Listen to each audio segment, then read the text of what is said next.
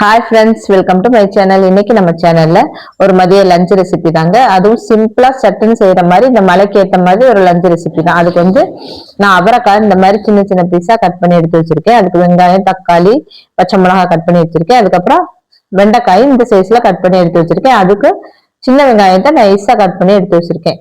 இப்ப இதை வச்சுதான் நம்ம டிஷ் செய்ய போறோம். இந்த மலைக்கு சூப்பரா இருக்குங்க. அதுக்கு நான் ஒரு கடாய் எடுத்திருக்கேன். ஒரு கடாயில கொஞ்சம் எண்ணெய் ஊற்றி எண்ணெய் காஞ்சதும் கொஞ்சம் சோம்பு போட்டிருக்கேன். சோம்பு போட்டுட்டு வெங்காயம், பச்சை மிளகாய் கொஞ்சம் பழுத்துருச்சு இருந்தாலும் பரவாயில்ல, வர மிளகாய போடுறது போல பச்சை மிளகாய போடலாம் அப்படின்னு சொல்லிட்டு பச்சை மிளகாய் போட்டிருக்கேன். சின்ன தக்காளி, ஒரு தக்காளி போட்டு நல்லா வெங்காயம் வதங்கினதுக்கு அப்புறம், வெங்காயம் பச்சை மிளகாய் வதங்கினதுக்கு அப்புறம் தக்காளி போட்டு தக்காளியை நல்லா வதக்கணும். அதே மாதிரி நம்ம ஒரு 4 நாளைக்கு இந்த மாதிரி இஞ்சி பூண்டு அரைச்சு நம்ம மிக்சியில ஸ்டோர் பண்ணி வச்சுக்கலாம். ரொம்ப நாள் ஸ்டோர் பண்ணாதீங்க. நானும் மேக்சிமம் இது வரைக்கும் அரைச்சு ஸ்டோர் பண்ணது கிடையாது.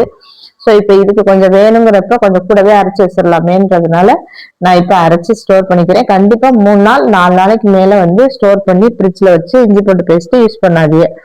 ஆனா எல்லாம் ஒரு வாரம் வரைக்கும் 10 நாள் வச்சுக்கலாம்னு சொல்றாங்க. நான் அப்படி வச்சுக்கிட்டது கிடையாது. அதனால அதை அரைச்சுக்க போறோம். அதுக்கு நான் இஞ்சி பூண்டு எல்லாம் தோல் சீவி நல்லா வாஷ் பண்ணி எடுத்து வச்சிருக்கேன். அதை மிக்சியில சேர்த்து நம்ம அரைச்சுக்க போறோம். இந்த பக்கம் வெங்காயம், தக்காளி எல்லாம் நல்லா வதங்கினதுக்கு அப்புறம் நான் அவரைக்காய் சேர்த்திருக்கேன். அவரைக்காய் சேர்த்து அதையும் எண்ணெயிலே நம்ம நல்லா கொஞ்சம் வதக்கணும். வதக்கிட்டு இதுல இஞ்சி பூண்டு பேஸ்ட் போடணும். சின்ன ஒரு 1/2 ஸ்பூன் அளவுக்கு இஞ்சி பூண்டு பேஸ்ட் சேர்த்துக்கிட்டா நம்மளுக்கு போதும். நான் அதை அரைச்சு எடுத்து வச்சுட்டு கடைசியா உள்ளதை இதுல சேர்த்துட்டு மிக்சி ஜாரை அலசி எடுத்து வச்சிருக்கேன். தண்ணி இதுல சேர்த்துக்கலாம். நம்ம இந்த அளவு ஒரு சில்வர் பாக்ஸ் இல்ல பிளாஸ்டிக் கண்டெய்னர் இதுலயே போட்டு நல்லா மூடி எடுத்து வச்சிருங்க. பிரிட்ஜில் எடுத்து வச்சிருங்க. அதுக்கப்புறம் இதுல கொஞ்சம் மசாலா சேர்த்துக்க போறோம். மஞ்சத்தூள், கண்டிப்பா எந்த ஒரு டிஷ்ஷா இருந்தாலும் மஞ்சத்தூள் சேர்த்துக்கணும். மஞ்சத்தூள் சேர்த்துட்டு கொஞ்சம் மிளகாத்தூள், ஒரு 3/4 ஸ்பூன் அளவுக்கு மிளகாத்தூள் சேர்த்துக்கோங்க. போதும். ரொம்ப காரம், ஏன்னா நம்மளுக்கு இஞ்சி பூண்டு பேஸ்டோட காரம் இருக்கு, பச்சை மிளகாய் போட்டிருக்கோம், வெங்காயம் போட்டிருக்கோம். அதனால ரொம்ப காரம் வேண்டாம் இல்லையா? அதனால நான் ஒரு 3/4 ஸ்பூன் அளவுக்கு தான் போட்டிருக்கேன். அப்புறம் ஒரு 1/2 ஸ்பூன் அளவுக்கு மல்லித்தூள் சேர்த்துக்கலாம். மல்லித்தூள் வீட்டிலே அரைச்சதுதான். நான் எல்லாமே வறுத்துட்டு அரைக்கிறதுனால மல்லித்தூள் நான் இதுல கொஞ்சம் சேர்த்திருக்கேன். 1/2 ஸ்பூன் அளவு சேர்த்திருக்கேன். சேர்த்துட்டு நல்லா அதே எண்ணெயில ஒரு மிக்ஸ் பண்ணிட்டு, அதுக்கப்புறம் நம்ம இந்த மிக்சி ஜார் அலசின தண்ணியை சேர்த்ததுக்கு அப்புறம் நம்ம கொஞ்சம் தண்ணி கூடவே கொஞ்சம் தண்ணி சேர்த்துக்கலாம். சேர்த்து நம்ம நல்லா வேக விடணும். இன்னுமே தண்ணி பத்தாது. நம்ம இன்னும் கொஞ்சம் தண்ணி சேர்த்துக்கிட்டா நம்ம ஒரு மூடி போட்டு வேக வச்சுக்க போறோம்.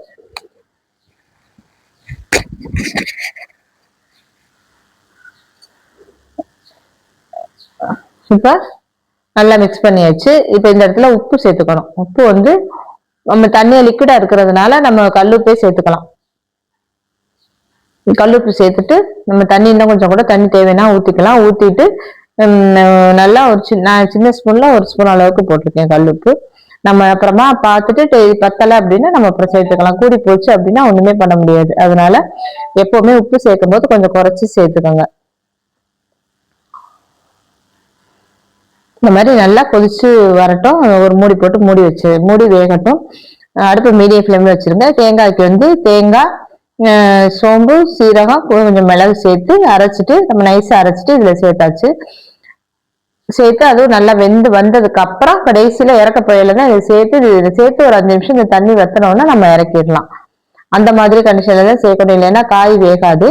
காய் நம்மளுக்கு நல்லா வெந்து வரணும். எண்ணெயிலே நம்ம நல்லா வதக்கிட்டோம், அதுலயே வெந்துடும். சப்போஸ் நம்ம கொஞ்சம் நல்லா வெந்ததுக்கு அப்புறம் தேங்காய், இஞ்சி சேர்த்துக்கிட்டோம். இஞ்சி பூண்டு பேஸ்ட் போட்டப்பே நம்மளுக்கு அதுல முன்னாடியே போட்டுட்டோம்ல, அதெல்லாம் இஞ்சி பூண்டு இதெல்லாம் வேகிறதுக்கு ஹெல்ப் பண்ணும். அதனால நம்ம அதெல்லாம் போட்டதுனால வெந்துடும். இது நம்ம நைஸா தான் கட் பண்ணியிருக்கோம். இருந்தாலும் நம்ம வெந்ததுக்கு அப்புறம் தேங்காய் பேஸ்ட் போடணும். போட்டு தண்ணி வைத்தனோடனே இறக்கிற வேண்டியதுதான். இந்த பக்கம் ரசத்துக்கு நான் பூண்டு, வரமிளகாய், ஜீரகம், மிளகு. ஜீரகம் 1 ஸ்பூன் போட்டா மிளகு 2 ஸ்பூன் போடுங்க. அப்பதான் இந்த ரசம் நல்லா இருக்கும். இது ஒரு டிப்பு. மெயினா இந்த மழை காலத்துக்கு இந்த மிளகு தான், காரம் தான் ரொம்ப நம்மளுக்கு முக்கியம். புளியை கரைச்சி எடுத்துட்டு இதுல ஒரு தக்காளி தான் நான் சேர்த்துக்கிறேன். ஏன்னா தக்காளி இப்ப விலை ரொம்ப கூட விற்கிது பாருங்க.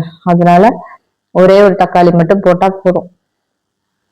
தக்காளி 70-80 ரூபா ரேட் வந்துருச்சுங்க. இப்ப இந்த சீசன்ல எப்பவுமே தக்காளி விலை கூட தான் இருக்கும். அதனால நம்ம சீசனுக்கு அப்ப மட்டும் கொஞ்சம் குறைச்சி சேர்த்துக்கலாம். அதனால ஒரு தக்காளி போட்டு அதே நம்ம கையிலேயே கரைச்சிட்டு நம்ம ரசம் செய்ய போறோம். ரசத்துக்கு வந்து இன்னைக்கு மல்லித்தலை எல்லாம் வீட்டுல இல்லைங்க. வாசல்ல வந்து செடி வந்து ஓமவல்லி வச்சிருக்கேன். அந்த கற்பூரவள்ளி இலையோ ஒரு 5 இலை போட்டு அந்த ரசம் தான் இன்னைக்கு நான் வைக்க போறேன். இப்போ வந்து அவரைக்காய் மசாலா ரெடி ஆயிடுச்சு. இதை வேற ஒரு பவுலுக்கு மாத்தியாச்சு. இப்ப அதே கடாயில நம்ம ரசம் வச்சுக்க போறோம்.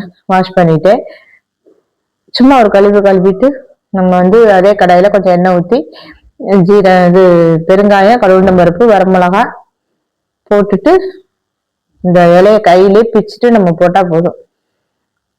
கற்பூரவள்ளி இலை, ஓமவல்லி எப்படி வேணாலும் சொல்லுவாங்க. அது போட்டுட்டு கொஞ்சம் கருவேப்பிலையும் போட்டுட்டு இந்த இடத்துல மல்லித்தலை இருந்தாலும் கூட நம்ம சேர்த்துக்கலாம். இந்த மல்லித்தலை ஃப்ரெஷ்ஷா இல்ல, சந்தைக்கு எதுவும் போகாதனால இல்ல. அதுக்கப்புறம் இஞ்சி பூண்டு இந்த ரசத்துக்கு உடைச்சதை நம்ம இதுல சேர்த்துக்கலாம்.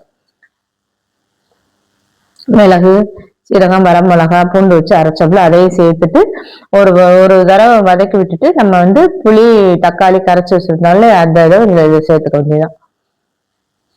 மிக்சி ஜாரை அலசி இதுல சேர்த்துட்டு அதுக்கப்புறம் நம்ம தக்காளி, புளியை கரைச்சி வச்சுட்டு தண்ணியை இதுல சேர்த்துறோம். தண்ணி இதுல சேர்த்துட்டு இப்ப இதுக்கு வந்து கண்டிப்பா மஞ்சத்தூள் போடணுங்க. மஞ்சத்தூள் ரொம்ப முக்கியம். மஞ்சத்தூள் போட்டிருக்கேன். மஞ்சத்தூள் போட்டு நல்லா மிக்ஸ் பண்ணி விட்டுட்டு இன்னும் கொஞ்சம் தண்ணி வேணாலும் கொஞ்சம் தண்ணி சேர்த்துட்டு நம்ம லேசா கொதி வரணும். ஒரு கொதி வந்த உடனே எடுத்துக்கலாம். ஏன்னா கற்பூரவள்ளி ரசம் தானே இது. லேசா ஒரு கொதி வந்த உடனே எடுத்துக்கலாம். இந்த பக்கம் சாதம் ரெடி ஆயிட்டு இருக்கு. நான் வந்து ஒரு பாத்திரத்துல உப்பு போட்டு வச்சிருக்கேன். இந்த மாதிரி முறைக்குட்டி வந்துருச்சு பாருங்க. வந்துட்டு லேசா ஒரு கொதிக்கும் போது நம்ம ரசம் நார்மலா நம்ம அப்படிதான் எடுப்போம். இந்த ரசம் வந்து கூடவே ஒரு ஒரு கூட ஒரு கொதிச்சாலும் தப்பு இல்ல, ஒண்ணும் ஆகாது.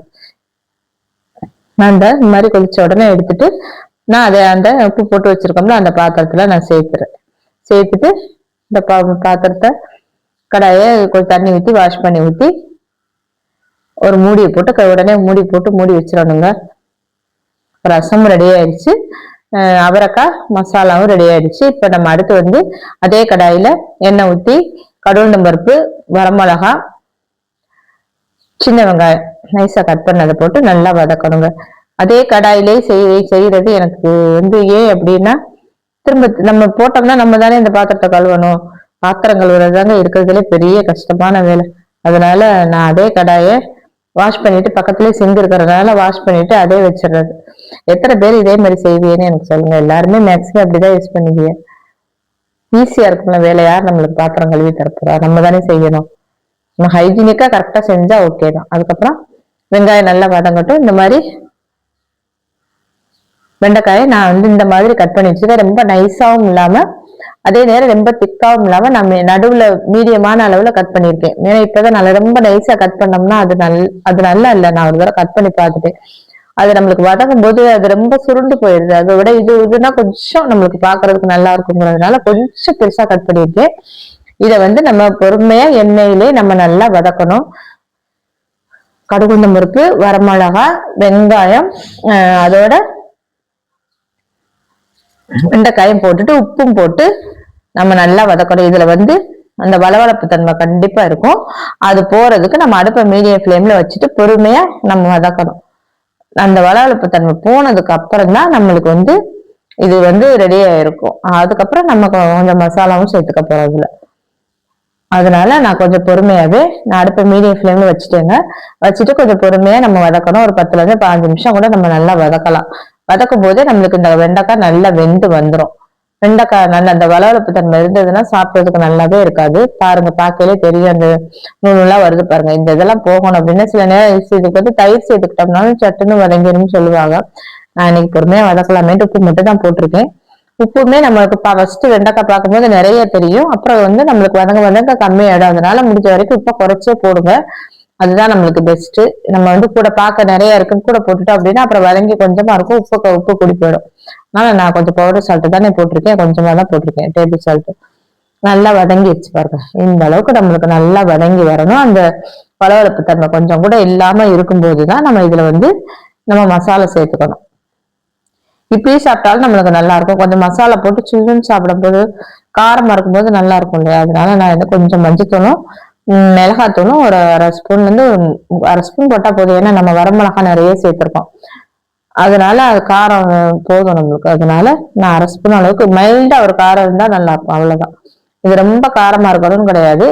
அதே நேரம் காரம் இல்லாம இருந்தாலும் ஒரு மாதிரி இருக்கும். அதனால நம்ம ஏன்னா குழம்பு இன்னைக்கு ஒன்றும் ஸ்பெஷலா வைக்கல, ரசம் தானே வச்சிருக்கோம். மழை வேற விடாது மழை பெஞ்சிட்டே இருக்கு, தூரிட்டே இருக்க. ரசம் இன்னைக்கு சாப்பிட்டா நல்லா இருக்குமே இந்த மழைக்குங்கிறதுனாலதான் இன்னைக்கு சிம்பிளான சாப்பாடா செஞ்சாச்சு. கடைசியில நல்லா வதங்கினதுக்கு அப்புறம் ஒரே ஒரு ஸ்பூன் மட்டும் நான் தேங்காய் சேர்த்திருக்கேன், ரொம்ப சேர்க்கல.